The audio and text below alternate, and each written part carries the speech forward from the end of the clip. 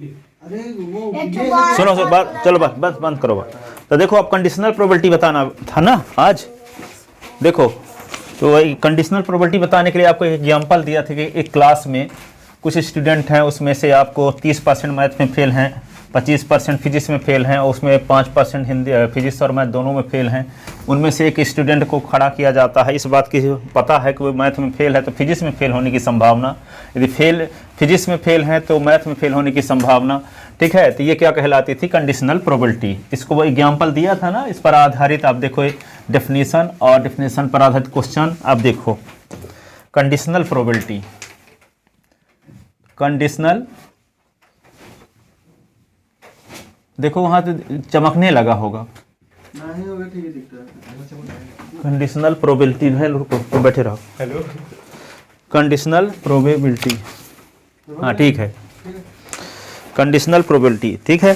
तो इसमें क्या बताया था कि किसी सैंपल स्पेसियस की दो इवेंट ए और बी इस प्रकार से हों कि ये पता हो कि बी हो चुकी है, तो ए के होने की प्रोबेबिलिटी को P of A upon B से डिनोट करते हैं।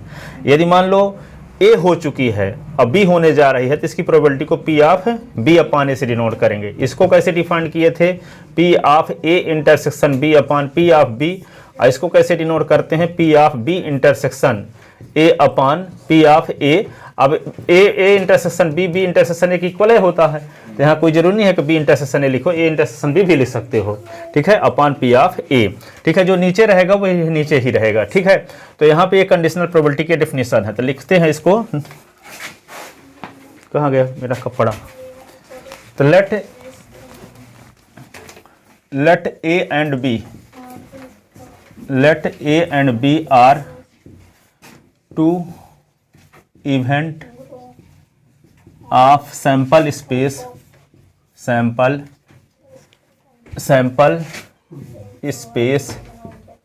Yes, sample space S. ठीक है, then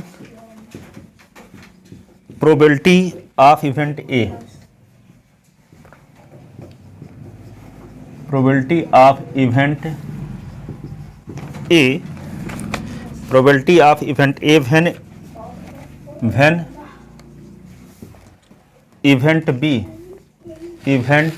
B happening before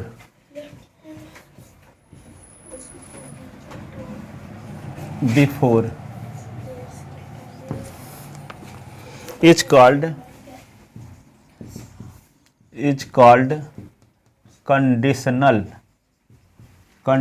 probability.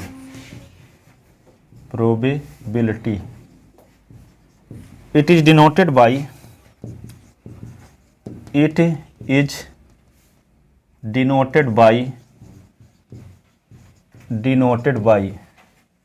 P of A upon B। जो हो चुकी है वो नीचे रहती है ना, तो P of and defined as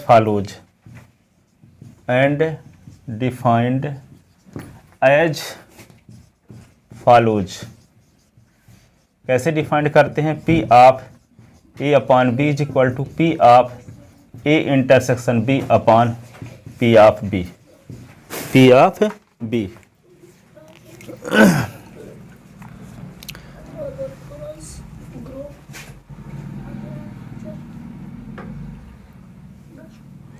इसी को क्या लिख सकते हैं? इसी को चाहे तो हम एक और तरीके से लिख सकते हैं। आप जानते हो कि P of E is equal to होता है N of E upon N of S। होता है कि नहीं होता? ये डेफिनेशन से। तो इसी को हम क्या लिख सकते हैं? N of intersection B upon N of S लिख सकते हैं। और इसी को लिख सकते हैं N of B upon N of S। तो N ऑफ S कट गया, तो क्या होगा? N of A intersection B upon N of B, ऐसे लिख सकते हैं। ठीक है, similarly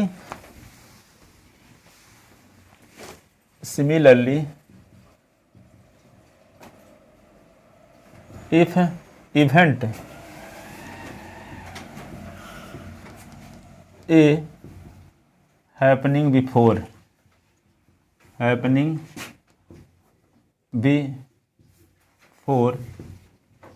then probability of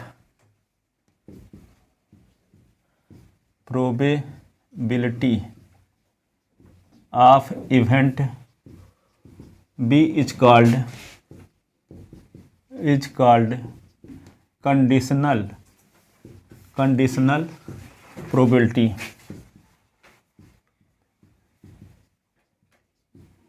It is denoted by P of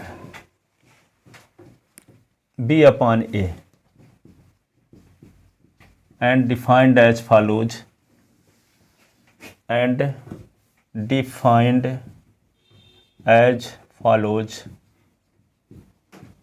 कैसे डिफाइंड करेंगे?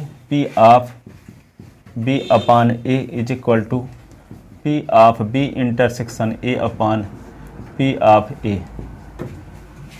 इसी को लिख सकते हैं P of A intersection B is upon P of A. Reason लिख सकते हो कि A intersection B is equal to B intersection A होता है, बचपन से जानते हो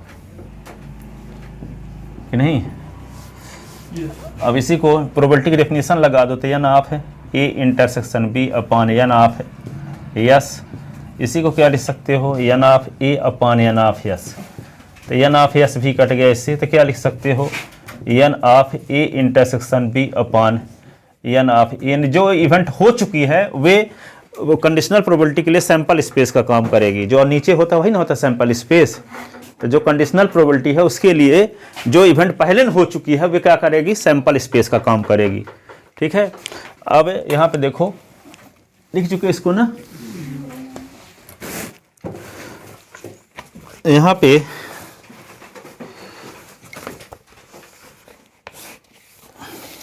एक नोट लिखो. Note first.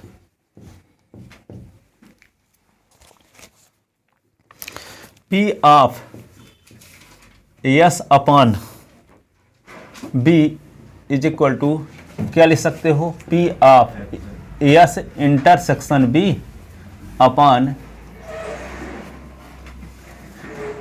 S intersection P of S intersection क्या लिखते हैं? हाँ, P ऑफ B लिखेंगे कि नहीं? कंडीशनल प्रोबेबिलिटी की डेफिनेशन से. S क्या है? Sample space. अभी इवेंट है तो सबसेट कौन होगा? S के B? सबसेट B होगा.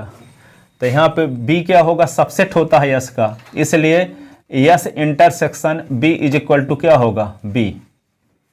MP और इंडिया का इंटरसेक्शन MP होगा कि नहीं होगा? तो यहाँ पे क्या लिख सकते हैं? P ऑफ B लिख सकते हैं अपॉन P ऑफ B. तो P ऑफ B निपटा दो तो क्या आ गया? 1. तो आ गया, एक फार्मूला बन गया. P of S upon B is equal to 1. Similarly P of S upon A is equal to 1. Similarly P of S upon B is equal to 1 और P of S upon A is equal to 1. ठीक है.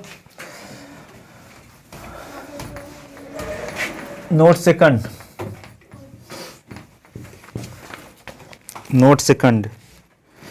P of B upon B, P of A upon A is equal to 1 होता है. कैसे?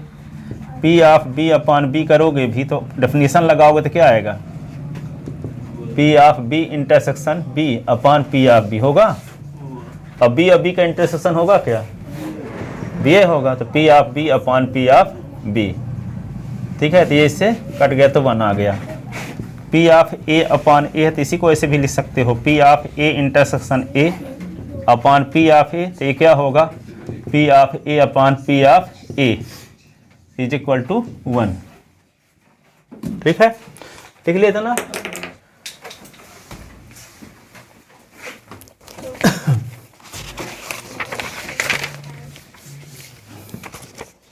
अब देखो P of A dash upon B, A का complement जिसको बोलते हैं, है ना, is equal to 1 minus P of A upon B होता है. Note second. थर्ड. ठीक है. तो वी नो दैट अभी प्रूव कर चुके हैं, आपको दिखा चुके हैं कि P of S upon B is equal to 1 होता है कि नहीं, अभी प्रूव किए हैं, P of S upon B is equal to 1। अब देखो एस को क्या लिख सकते हो, यदि आपको कहा जाए कि सभी स्टेट का यूनियन कर दो तो क्या आ जाएगा, इंडिया। ठीक है, अब मान लो इंडिया में 2 ही राज्य हैं, सपोज करो एक यूपी और एमपी, तो यूपी और एमपी का यूनियन कर दोगे तो क्या आ जाएगा, इंडिया आएगा। तो एक सेट है ए और एक सेट है ए का कॉम्प्लीमेंट, तो दोनों का यूनियन कर दोगे तो क्या आ जाएगा, यस आ जाएगा कि नहीं, ए और ए का कॉम्प्लीमेंट का यूनियन करोगे तो यस आ जाएगा। ठीक है, तो यस के स्थान पे क्या लिखा जा सकता है, ए यूनियन ए का कॉम्प्लीमेंट लिखा जा सकता है कि नहीं। तो यहाँ पे लिखो, तो P of left hand side लेते हैं, तो P of S upon B लिख दिए, और इसको लिख सकते हैं पी ऑफ यस के स्थान पे लिख सकते हैं ए यूनियन ए का complement upon B is equal to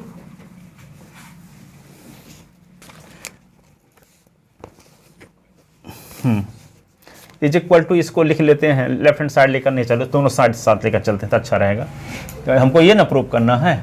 तो पी ऑफ इसको लिख सकते हैं 1 इम्प्लाई, जैसे कर लिए। ठीक, अब इसी को क्या लिख सकते हैं, आपको ये बताए थे म्यूचुअली एक्सक्लूसिव इवेंट होती हैं, ए और ए के इंटरसेक्शन में कोई कॉमन एलिमेंट नहीं रहेगा, एमपी और एमपी का कॉम्प्लीमेंट, तो एमपी के अलावा स्टेट होगा ना, तो एमपी और एमपी के कॉम्प्लीमेंट में कोई एलिमेंट नहीं रहेगा।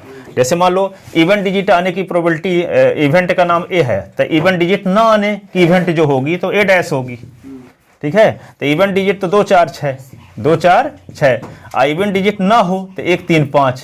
ठीक है, तो दोनों में इंटरसेक्शन निकालो, ए और ए का डैश का इंटरसेक्शन निकालो तो क्या आएगा, 5। तो ए और ए डैश क्या हो गए, mutually exclusive event, mutually exclusive event, परस्पर अपवादी घटनाएं हो गई।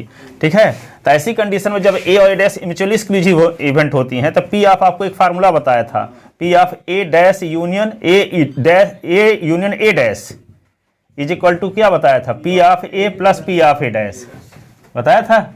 ये लिखा था कि P of A union B है, तो क्या लिखे थे, P of A plus P of B लिखे थे, यदि ए और बी म्यूचुअली एक्सक्लूसिव इवेंट हैं तब बताए थे ना। तो इसको P of A union B, तो यूनियन के पहले वाले को लिख दिया, यूनियन के बाद वाले को लिख दिया, प्लस बीच में लगा दिए, यही ना। तो इसका मतलब क्या होगा, पी ऑफ ये होगा ए अपॉन बी और plus P of A dash upon B is equal to 1। ठीक है, तो इसको उस साइड में ले जाओ, तो क्या बन गया फार्मूला फिर, P of A dash upon B is equal to 1 minus P of A upon B. Sir यहाँ पे ए और ए डैश का नाम खेल था, बी कहाँ से आ गया, बी नीचे था, तो इसको डायरेक्ट कैसे, इसको भी प्रूफ है, इसका भी प्रूफ दिखाएंगे कि ये इसके इक्वल क्यों होता है। अब लंबा था तो उसको लिखे नहीं, कल भूमिका बना के इसको भी प्रूफ कर देंगे। ठीक है, पर ये होता है, अब इसको कल प्रूफ करके दिखाएंगे, पर समझने के लिए सिर्फ इसका यूज कर सकते हो। ठीक है, अपान में कुछ है, उसको अपान वाले को लिखते जाओगे और प्लस लगा दोगे, मतलब नॉर्मल डिवाइड वाला लगा दिया। हाँ, नॉर्मल डिवाइड वाला, परंतु प्रोबेबिलिटी के तरीके से भी प्रूफ किया जा सकता है, उसको भी करके दिखाएंगे, पर यूज ऐसे नहीं है यहाँ पे, पर करवा देंगे। नवबोध में प्रूफ किया है उसको, और ऑल इन वन में भी प्रूफ किया है, लिख लें। अब एक क्वेश्चन देखते हैं, find out P of A upon B if P of B is equal to 0.5, P of A intersection B 0.32। ठीक है, तो आपको क्या निकालना है, पी ऑफ ए इंटरसेक्शन। कभी कभी क्या है कि बताया ना गया कि यहाँ 45% क्वेश्चन नॉर्मल क्वेश्चन आते हैं, 40% थोड़ा कठिन आते हैं, 15% विशेष टाइप के आते हैं, तो कभी 15-45% में तो ऐसे सिंपल है क्वेश्चन पूछ दिया, इस लेवल के क्वेश्चन पूछ दिए गए इस चैप्टर से, तो सिंपल क्वेश्चन पूछ दिए जाते हैं। ठीक है, विशेष टाइम में जब पूछे जाते हैं तो फिर घुमा फिरा के पूछे जाएंगे। हाँ, अब ये नहीं कि हर साल एक एक चैप्टर से विशेष टाइप का पूछा जाता है, कि कभी किसी से तो कभी किसी से। ठीक है, तो यहाँ पे लिखो वी नो दैट, क्या जानते हो आप, P of A upon B is equal to P of A intersection B upon क्या लिख दोगे, पी ऑफ बी। ऐसा मटेरियल उपलब्ध है क्या, 0.32 अपॉन पी ऑफ 0.5, तो क्या होगा 32/100 और 5/10। इसका लिख दो 32/100 गुणे 10/5, ये 0 0 कट गया। अब क्या बचा, ये काट दो, 16 आ गया, 5 आया, 16/25 आ गया इसकी probability.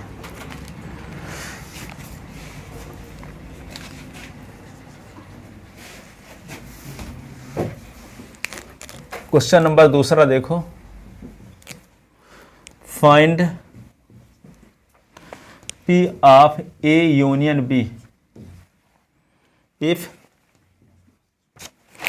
P of 2P of A plus P of B is equal to 5/13। बराबर लगाए, नहीं तो दोनों की वैल्यू ये है, इसकी वैल्यू भी ये है, इसकी वैल्यू भी ये है। होश में लिखे हैं भाई, प्लस बोले थे, हाँ तो हो सकता। आप बोलते तो लिखते, देखते अच्छा, भाई P of A upon B कुछ प्रॉब्लम है, इज इक्वल टू 2/5। हाँ यार तू पीछे बैठ। ये प्रॉब्लम अगर आगे बैठना तो क्या प्रॉब्लम होगी, योग हो जाएगा।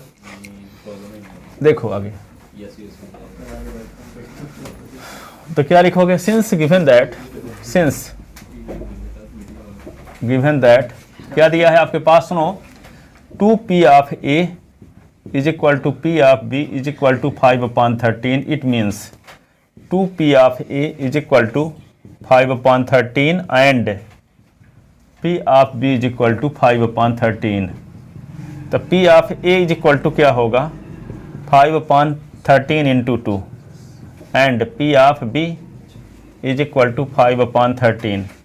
तो P of A is equal to 5/26 and P of B is equal to, ये तो है ही। अब क्या निकालना है आपको, P of A upon B, तो P of A intersection B upon P of B है ना। अब P of A upon B की वैल्यू पता है 2/5। अब P of A intersection B सीधे उतार लो, इसकी वैल्यू पता नहीं है तो। अब P ऑफ B की वैल्यू तो पता है ना आपको, 5/13। इसके नीचे क्रॉस मल्टी, इसके नीचे 1 लिख लो, क्रॉस मल्टीप्लिकेशन है ना। तो क्या आ जाएगा, P of A intersection B is equal to 2/5 into 5/3। तो 5 कैंसिल हो गया है ना। तो क्या आ गया, P of A intersection B is equal to 1/3, answer आ गया। यूनियन बनाया। अच्छा यूनियन पूछे हैं, हाँ चलो ठीक है, अभी आंसर नहीं आया, अभी यूनियन वाला लगाते हैं। P of A union B का फार्मूला जानते हैं तो टोटल प्रोबेबिलिटी थ्योरम से, P of A P of B minus P of A intersection B, यही ना। तो P of A union B, हाँ नहीं तो उसका यूज ही नहीं हुआ ठीक हो, P ऑफ A का दिया है जानबूझ के रखा है। तो P ऑफ A के स्थान पे क्या लिखेंगे, 5/26। अब P ऑफ B का वैल्यू क्या दी गई है, 5/13। अब P of A intersection B की वैल्यू क्या है, 1/3। तो P ऑफ वहाँ पे गलत निकला, P of A intersection B क्या निकला है, गलत निकला है, 2/3 आएगा ना, हाँ 2/13 आएगा। 2/13 आएगा। 13 था, 3 से किए हैं। कहाँ, ये 13 था ना, हाँ गलत है, लिख दिए थे। अब ठीक है, तो क्या लिख दें यहाँ, 2/13 ना, ये हो गया। अब एलसीएम 13 हो जाएगा, 26 एलसीएम तो 5। अब ये 13 10 5 दूना 10, ये क्या होगा 4। तो P of A union B is equal to क्या हो गया, 10 5 15, 15 से 4 निकल गया, 11/26। तो ये आंसर हुआ है ना। क्या हुआ, अगला क्वेश्चन देखो, if P of A is equal to 0.8, कुछ हो रहा है, बोर्ड से डर नहीं लग P of B is equal to 0.5 and P of B upon A is equal to 0.4. हाँ भाई, Then गलती नहीं बात ना करना, फाइंड नंबर फर्स्ट, आपको निकालना है P of A intersection B, second P of A upon B और P of A union B, तीन चीज़ें निकालना है, A यूनियन B।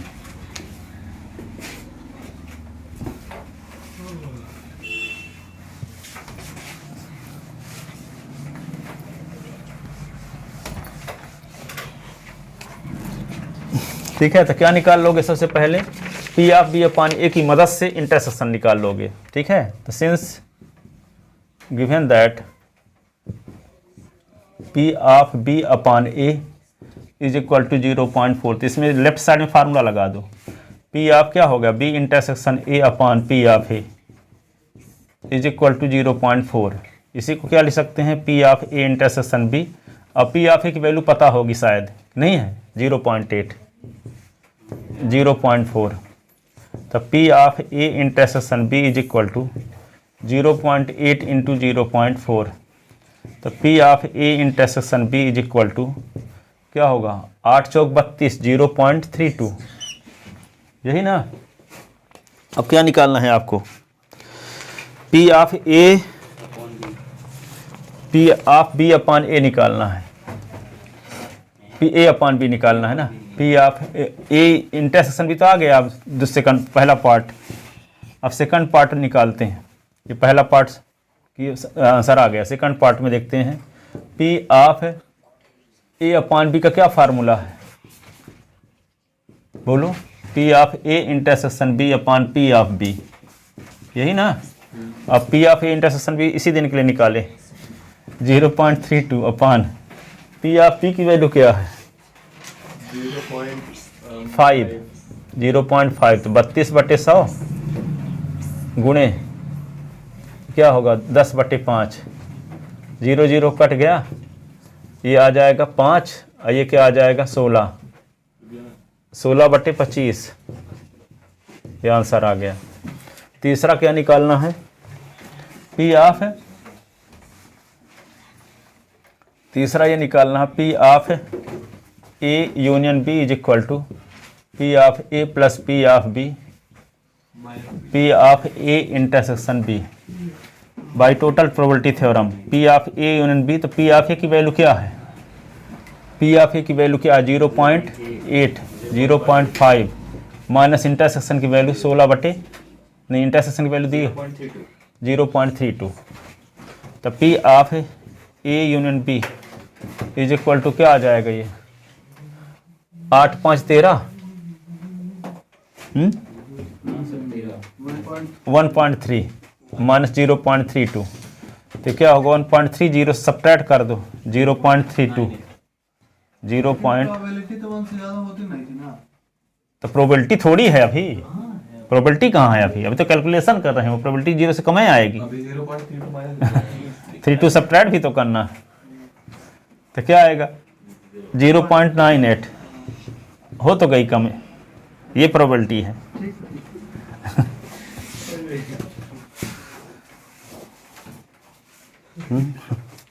मतलब हमेशा 1 से कम आएगा। हाँ 1 से कम ही आएगा, प्रोबेबिलिटी है तो आंसर रास्ते में आ सकते हैं।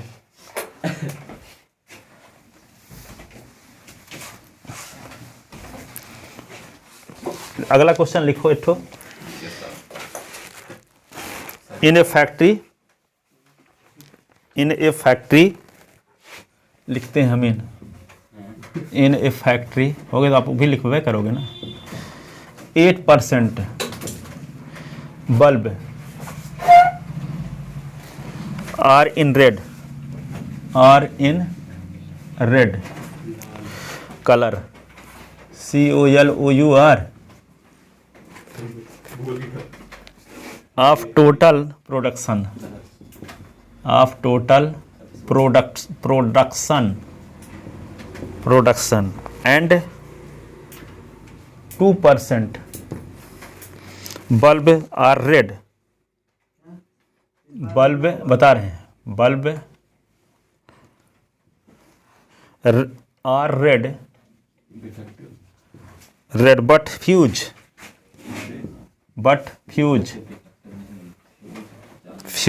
if a bulb is chosen, if a bulb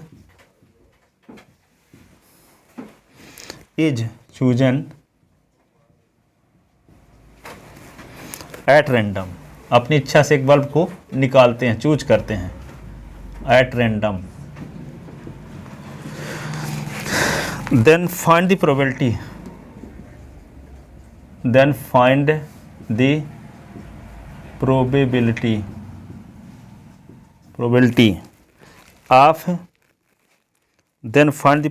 of fuse bulb if it is red, red है तो फ्यूज होने की कितनी संभावना, इट इज रेड। ठीक है, तो आपको दो इवेंट है यहाँ, एक रेड बल्ब होने की इवेंट है और एक फ्यूज बल्ब, फ्यूज बल्ब होने की इवेंट है। ठीक है, let A be the event of happening a red bulb, red bulb होने की इवेंट का नाम क्या है, A। तो P ऑफ, देखो P of A is equal to 8% यानी 8/100। Again let B be the event of happening a fuse bulb, fuse bulb होने की इवेंट का नाम B है, तो P of B is equal to क्या है, 2%, 2/100। ठीक है, और P of A intersection B, red भी है और फ्यूज भी है, तब भी 2% है, तो 2 क्या होगा 100। तो आपको क्या निकालना है, फ्यूज बल्ब होने की प्रोबेबिलिटी निकालना है। तो फ्यूज बल्ब होने की इवेंट का नाम क्या रखे हैं, बी।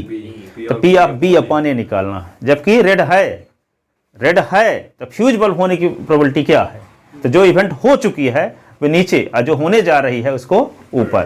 तो वह क्या कर रहा है, फ्यूज बल्ब होने की प्रोबेबिलिटी तो निकालो, जबकि वह बल्ब रेड है इस बात का पता है।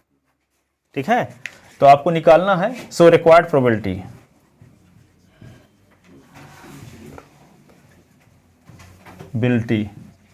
तो क्या लिख दोगे, P of B upon A, तो P of A intersection B upon P of A, तो P of A intersection B क्या है 2/100 और P ऑफ A क्या है 8/100, तो ये 100 कट गया तो 2/8, तो 1/4। ठीक है, तो इसके पहले जो क्वेश्चन बताए थे वो 45 लेवल के थे, ये क्या है 40 लेवल का है, 15% लेवल का नहीं है अभी ये। अब देखो आगे अगला क्वेश्चन अगला है, इन ए स्कूल 25%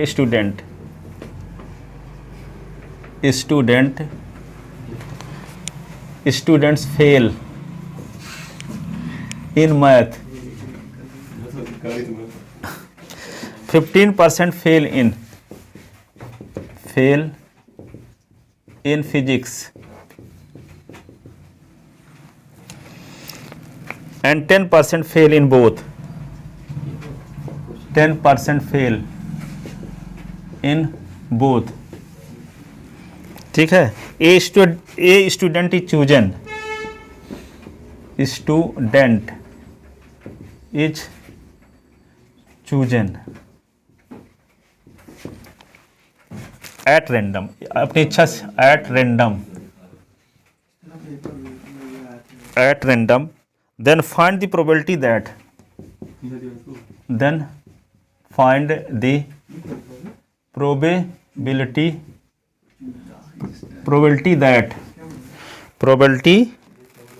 that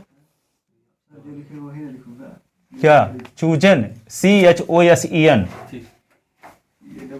बहुत डबल ओ हम बहुत सालों तक लिखे हैं। आज देखे तो किताब में चूजन लिखा था, सिंगल है ओ लिखा था। अब पता नहीं किताब वाला गलत लिखा था कि हम जो जानते थे, पहले हम डबल ओ लिखा करते थे। आप भी यही सोच रहे थे ना? चूज को लेके चूजन लगता है, बाकी वो भी है। अब कंफर्म सिंगल होगा कि डबल होगा? डबल ही होता है। सुनना, यहाँ पे अनीसी बसा जो थोड़ी देर के लिए अंग्रेजी पढ़ा था, हम लोग तो पढ़े ही नहीं। हम भी डबल लिखते थे, पहली बार सिंगल लिख रहे हैं। देखो अब दोनों सही माने जाएंगे, यहाँ भावनाओं को समझा जाएगा आपकी। Then find the probability that, number first, find the probability that, find the probability that he fail in math, he fail in math if he fails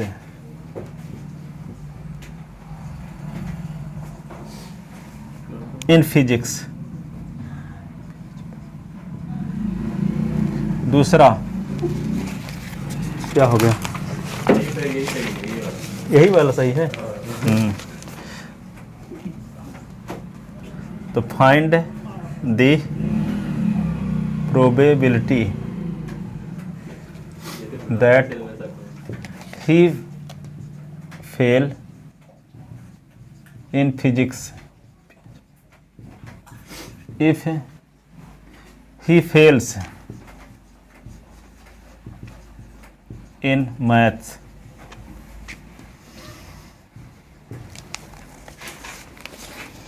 ठीक है। तीसरा है find the probability that,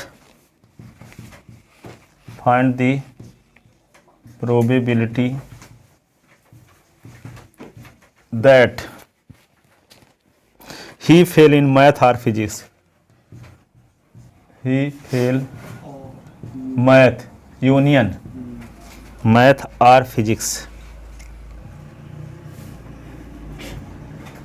PHYSIC, math और physics. ठीक है।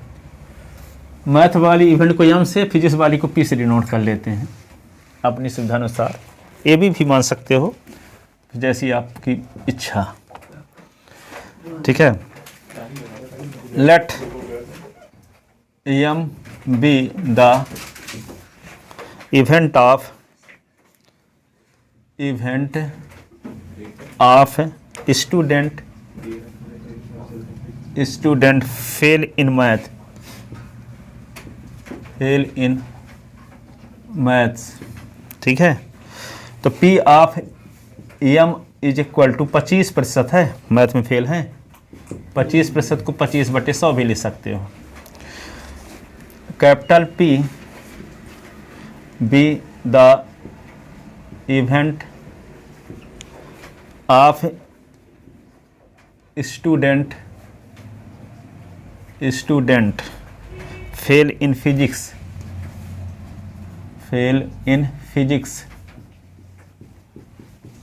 तो P हो जाएगा, P और P होगा, क्या दिक्कत, कुछ चलेगा यहाँ। तो यहाँ पे क्या कितने % फेल हैं? ये जो प्रोबेबिलिटी का P है, ये भी हमेशा बड़ा ही रहेगा ना? हाँ, बड़े रहता है तो लिख दोगे, कोई दिक्कत नहीं है। पूछ रहा हूँ। हाँ, वैसे ए भी मान सकते हो आप। अरे ठीक है, P आप P लिखा जा सकता है।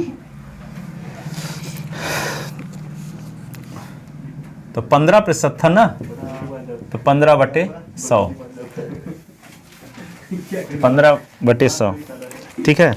अब निकालते हैं एम और पी का इंटरसेक्शन। निकालना क्या दिया तो लगता है। दिया भी था, है ना, कितने परसेंट फेल हैं? 10%। तो 10 अपान क्या होगा? 100, ठीक है ना।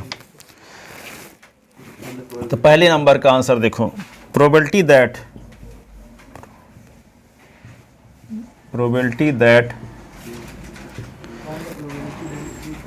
ही फेल इन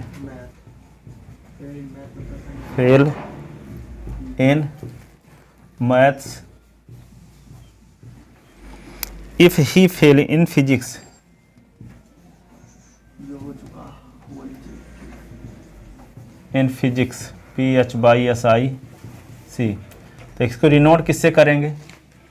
मैथ में फेल होने की तो एम अपान पी, ऐसे ना।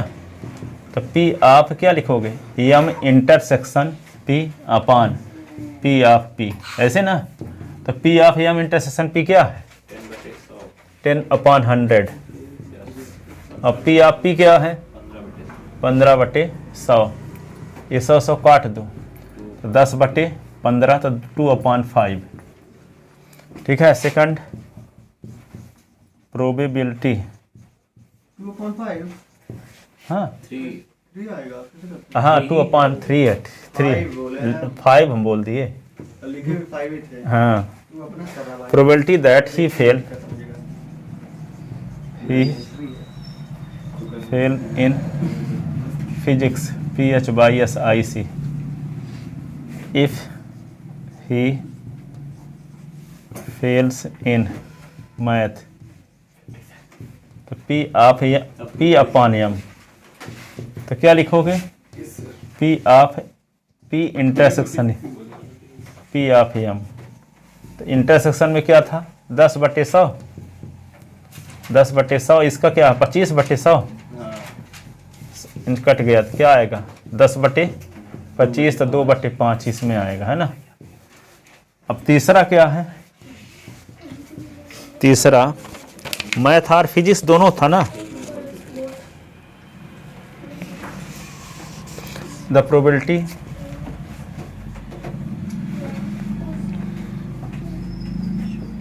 दैट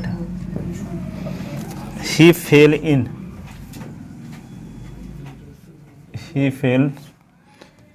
in maths और फिजिक्स, तो इसको किससे डिनोट करेंगे? P of M union P. तो पी आप क्या लिखेंगे? एम पी ऑफ पी, और फिर क्या लिखेंगे? P of M union P intersection P, ऐसे। तो इसको लिखो आप सब वैल्यू। पी ऑफ एम क्या है? 25/100, और पी ऑफ पी क्या है? 15/100, और इंटरसेक्शन 10/, तो ये क्या आ जाएगा? 30/100। 30/100। 30% स्टूडेंट मैथ या फिजिक्स में फेल होंगे टोटल मिला के। ठीक है। कल और विशेष टाइप क्वेश्चन बताएंगे। अब तो दोनों हो गए, 40% वाले क्वेश्चन हो गए, और 15% वाले इससे क्वेश्चन पूछे जाएं तो कैसे पूछे जाएं कल बताएंगे। ठीक है, जाओ। हैं? हाँ आगे है ना, चिंता क्या करते हो। अभी इंडिपेंडेंट इवेंट पर भी क्वेश्चन आगे हैं, तो इसका यूज होगा वहाँ, इसलिए पहले इसको बता रहे हैं जो सीरियलिटी से बता रहे हैं एनसीईआरटी के। हाँ हाँ।